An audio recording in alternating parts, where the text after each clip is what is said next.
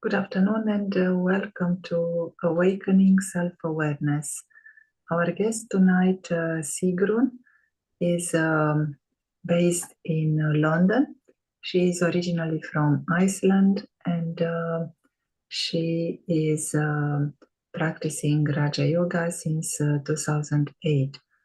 She is deeply interested in spiritual lifestyle and she has a great speciality in putting into practice on a daily life whatever she learns from the spiritual teachings. Today she will speak about becoming strong in our awareness of being more than just a body. Looking forward to listen from Sigrun. Bună seara și bine ați revenit la conferința de luni seară. În această seară, invitata noastră este Sigrun din Islanda. Momentan locuiește în Londra, în Marea Britanie, unde practică meditația și are multe roluri în viața de zi cu zi. Sigrun iubește foarte mult meditația, iubește viața spirituală și ne va împărtăși despre cum să rămânem conștienți că suntem suflete atunci când suntem angrenați în viața noastră de zi cu zi. Thank you, Sigrun. Thank you, Iona. So, thank you for inviting me for this talk, and good evening to everyone. This topic, awakening self-awareness, it's a vast topic. We can say a lot of things about it. And it is like most of the people are not aware of that they are not awake and alert about their self-awareness. A lot of people are just going on the daily routine without thinking about who I am, what I'm doing, what I'm creating in my life, and just earning their income and like on a treadmill, working, spending and living. Self-awareness, we can say it's easy, and that in the beginning is to just step backwards and observe your inner world, observe your thoughts, feelings, and attitude. But I'm gonna start to share with you how my journey started and what happened when I started to wake up from what we can call the path of ignorance and started to understand who I am and become aware of become aware of who I am and awakening my spirit, my self-awareness. It was when I started to meditate. I started to meditate 14 years ago, or I started to meditate 16 years ago, but 14 years ago I started to meditate on regular basis. 16 years ago I took the course, Raja Yoga course, and then I were for 2 years without center. There was no center where I lived. When the center was open in my hometown, I really started to be like a daily student and have been doing that ever since. My aim is to meditate every day and take in some spiritual knowledge every day. But what happened on my journey when my spiritual awareness or self-awareness started to wake up, I saw my life from different perspective. I saw that I had been doing a lot of things that were not really beneficial for myself, and I used to be like a people-pleasing person. I took part in this and that, and I went for this and that, doing different things, but it was not, all of it was not beneficial for me. Some were beneficial, other things were not so beneficial. So what I experienced was that my decision-taking power became much stronger, and I started to decide what do I really want to do and what is it that I don't want to take part in. I stopped being like a people-pleasing person. It was not that I didn't communicate to people or were not nice to people. It's more like I started to prioritize in a different way. For example, I stopped eating meat. I became a vegetarian, and I stopped using alcohol. And not everyone were happy with me, but gradually they started to respect what I was doing. They wanted me to be the way I used to be, but because I was going on this path of spirituality, I wanted to grow, and I figured out that by using alcohol, it was in the way of my spiritual growth. I figured out that I couldn't meditate properly for 2 to 3 days after I had alcohol. So my love for meditation were that strong, so I decided to just stop drinking alcohol, and that was no big deal for me. I just enjoy a nice meditation instead. And yeah, on this journey, I have done many lifestyle changing. And somehow it is easy, it's easier to do it today than it was before, because by meditating, by learning to know yourself, understand your inner landscape or your inner world, and connecting, what we do in meditation, we connect to the Supreme. It gives a lot of power, gives a lot of strength, and it is much easier to put in practice whatever you want, whatever changes you want to do in your life. So for me, it was a nice way of do some big changes in my life, and it was much easier than it has been before. Yes, somehow it's becomes some spiritual strength and through meditation, and it's easier to do what you know is beneficial for yourself. But the first step is, of course, meditation, and I was thinking about it. It's nice to just go through a few steps of meditation. When we step into meditation, we make sure we are in a space where we are not interrupted, where we can sit comfortably, maybe have nice music, and it's easy to relax the body. For me, what I usually do is I observe my breathing to calm down the mind, because when I observe my breathing, I stop thinking. I'm concentrating on how I'm breathing. I might change my breathing, do some little bit of breathing exercises, breathe in slowly, breathe out slowly. But this is a great tool to calm down the mind. And when we have calmed down the mind, then we go inwards and focus on who I am, focus on that I am a soul. I'm a being of light, I'm a soul. And if there's something that is unresolved or something that has been going on in my life, it will certainly come up in your meditation. Somehow, how it is, when we calm down our mind, then some thoughts arises, and I see what it is I have to work on. Why is this coming up?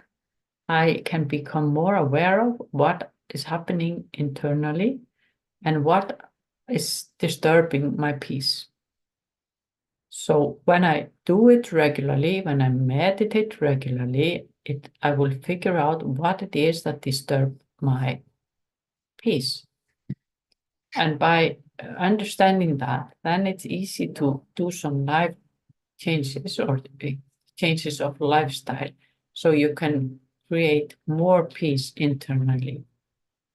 Like I said, it is a journey. It's an ongoing journey to explore your inner landscape. It's not like a destination. It's more like a journey. First, it is rather gross. You see your behavior, you see the way you react and things like that. Then gradually, it becomes more subtle, and it goes into motions and feelings. But it's ongoing journey, and somehow there's always something to look at internally. So the meditation is tool to get to know yourself better, get to understand what is going on, and explore. But it takes a lot of compassion and curiosity to step into this pilgrims. You can say this is a pilgrims, to go inwards, see what you need to understand and realize and work on.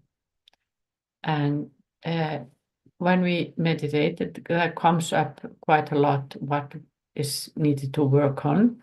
It's not the same for any two persons because we are all different. And it takes honesty and courage to face what it is you need to do. What do you need? What is your fear? What is your worries? What is your what you're taking sorrow from? So it is much easier to see the defects in others and not look at your own defects. And that is what most of us have been doing. We have been criticizing, we have been comparing, we have been complaining about others, and we are very good in finding out what others need to do with their life to become better persons. And that's much easier than face what it is that I need to work on. Face what is my inner world and become aware of what I need to do. And one of the first steps to do is to calm the mind and slow down the stream of endless thoughts. And the mind is just like a little child. It needs to have something to do. And in meditation, we choose systematically the thoughts that we are thinking. We put in elevated, uplifted thoughts in our mind. We slow down that mind and put in uplifting thought. Tell yourself some good things about yourself. Many of us have like a very critical self-talk. When we talk about ourselves or when something goes wrong, we say something to ourselves in our mind. We say something, oh, you're so clumsy, or you're always late, or why do you always do this? Why do I always forget these things? All kinds of sentences we say to ourselves that are not very beneficial and uplifting. And this inner self-critical talk is not really helping us. It is affecting us, our life, much, much deeper or deeply than we really realize. So that's another step in awakening self-awareness, is to observe and explore your inner self-talk. What is going on in there? What are you telling yourself? Because what you tell yourself becomes your reality. And another thing, what you tell yourself and how you behave, or just what you tell yourself, that is how others take you. They don't take you as a better person than you look at yourself. So if we want respect from others, then we need to give respect to ourselves. So there are a lot of tips and tools that we learn in Raja Yoga meditation. And one of the tools is to let go of the past and don't think too much of the future, being as a present moment awareness. Of course, we need to plan future, but not spend too much time on that. Just enjoy the moment, enjoy what you are doing, and have full faith that every single step you're taking on your journey through life is just the right step. Have the faith that you're doing the right things for yourself. When we dwell a lot on the past, it's like we are taking sorrow from the past. Often we are taking sorrow from the past. Maybe we think about the good old things and it's not so good today. So it makes me sorrow, gives me sorrow that it's not as nice as it used to be.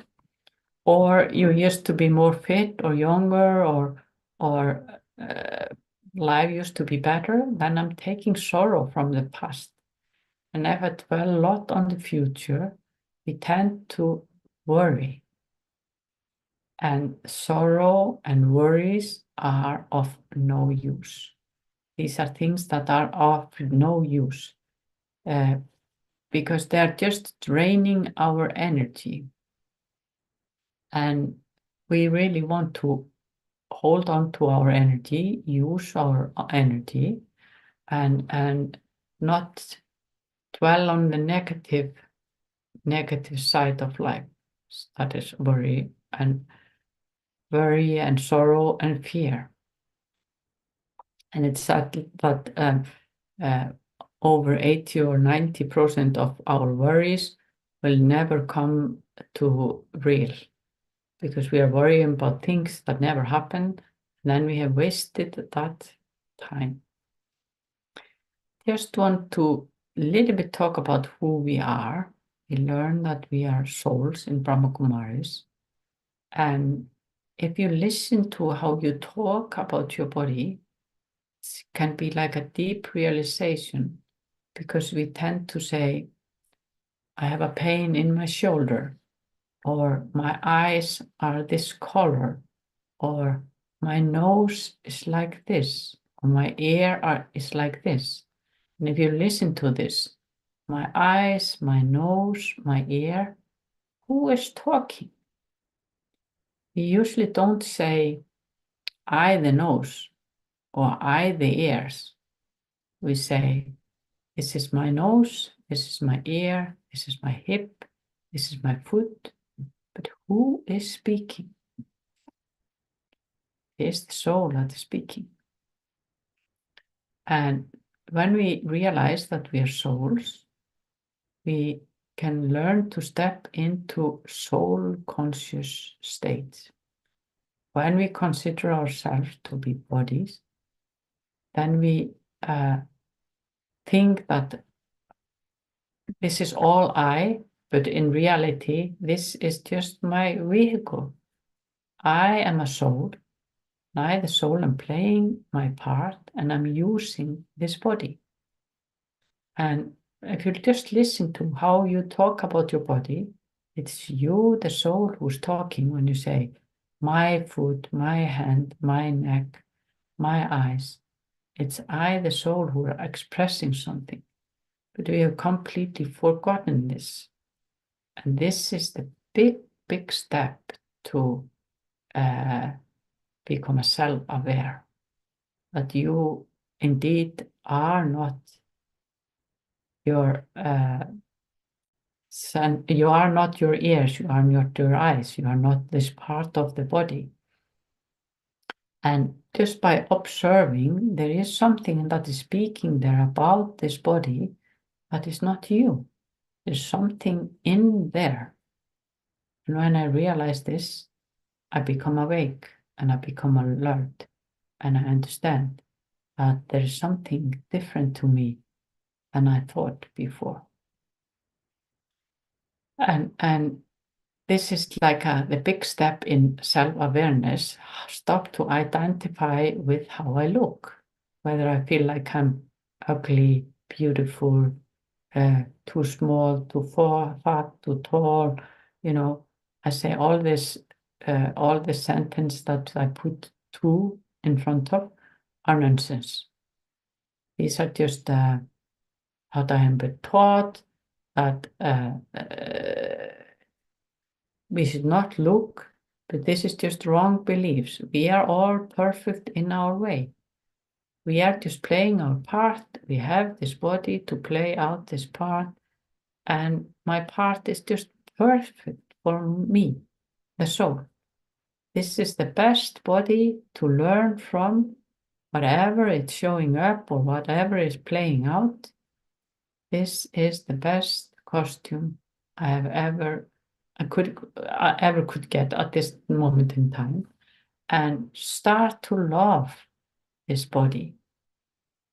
Start to respect this body and love it, like it, and tell it it's just okay the way it is, because it has been serving each of us since we took birth. It's constantly giving us opportunity to do all kinds of nice things. And so the spiritual awareness, or become self-awareness, is very connected, because when the minute or when I realize that I am a spiritual being, my self-awareness become awake. It rises up above, and I realize there's something else to all of this. So I can step out of this daily routine, consider myself to be soul. When I know I'm soul, I can start to explore how I can connect to higher being. Because in soul conscious, we can connect to the higher being and get power, strength from that being. So that is like, connecting to powerhouse and getting power to do the changes in my life that I want to do. And before I finished, because I was talking about the self-critic, we sometimes criticize others a lot. And we, at the minute that we look at others with critical eyes, our peace has gone away. You know, I'm in meditation, we are creating this peaceful feeling. But the minute when I criticize others, when I judge others, then I've stepped out of my feeling of being a peaceful. And I decided when I was preparing for this talk that I'm going to encourage you to have certain time, either half a day or one day, where you don't think about others or criticize others or have any comment about others. Take like a half a day, one day, and practice not have opinion about others, because that is such a waste of energy to do that, and give you the space not to even allow one thought to flow through your mind. No, you could just direct your thought into other direction, and take this time and see how you feel. It's a nice practice. So I hope this will help you in your awakening your spiritual awareness. Thank you, and Om Shanti.